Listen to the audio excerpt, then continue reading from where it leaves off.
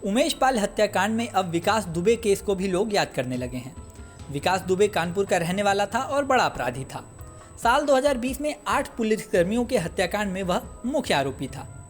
मध्य प्रदेश से UP police ने उसे गिरफ्तार किया था और उसे जब वापस ला रही थी तभी पुलिस की गाड़ी पलट गई और विकास दुबे ने भागने की कोशिश की, जिसके बाद वह एनकाउंटर में मारा गया।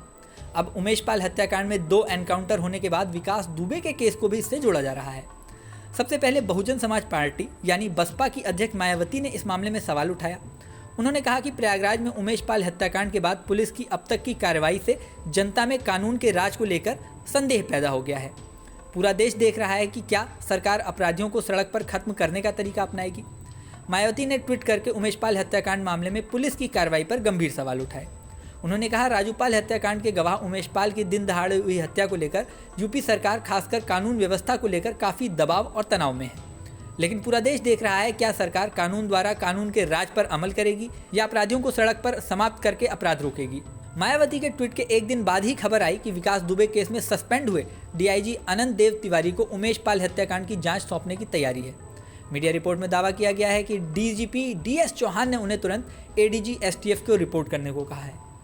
यहाँ एक और महत्वपूर्ण बात है कि जिस तरह बिकरू कांड में पुलिसकर्मियों की मौत हुई थी, उसी तरह उमेश पाल हत्याकांड में भी उमेश पाल की सुरक्षा में लगे 2 पुलिसकर्मियों की मौत हुई थी। वहीं विकास दुबे दूसरे राज्य में छुपा था और पुलिस उसे पकड़कर ला रही थी, तब उसकी मौत हुई।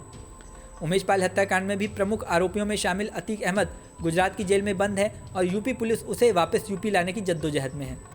वहीं कई अन्य आरोपी दूसरे राज्यों में छिपे हैं। दावा तो यहाँ तक किया जा रहा है कि अतीक का बेटा असद और कुछ प्रमुख आरोपी नेपाल में हो सकते हैं।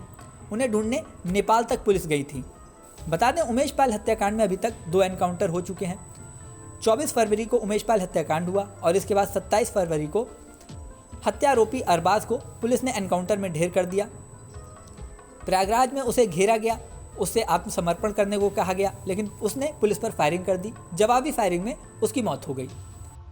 इसके बाद 6 मार्च को प्रयागराज में ही हत्याकांड के दूसरे आरोपी और उमेश पाल पर पहली गोली चलाने वाले विजय उर्फ उस्मान को पुलिस ने कॉम्बिंग करके घेरा।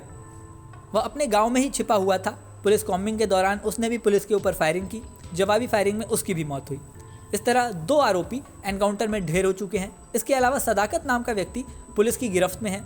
पुलिस ने उसे गोरखपुर से गिरफ्तार किया था। आरोप है कि वह प्रयागराज में स्थित मुस्लिम हॉस्टल में रहा करता था। वह अवैध रूप से वहां 36 नंबर कमरे में रहता था। पुलिस को आशंका है कि इस हॉस्टल से भी तमाम सुराग मिल सकते हैं। इसी वजह से पूरा मुस्लिम हॉस्टल भी सील किया जा चुका है। अब बिकरू कांड से इसके संबंध कहां तक जुड़ते हैं, विकास दुबे जैसी घटना क्या दोबारा होगी, ये तमाम सवाल बने हुए हैं। इस वीडियो में फिलहाल इतना ही। जल्दी नया वीडियो लेकर आपके सामने फिर आएंगे। बने रहिए न्यूज़ नेशन के साथ।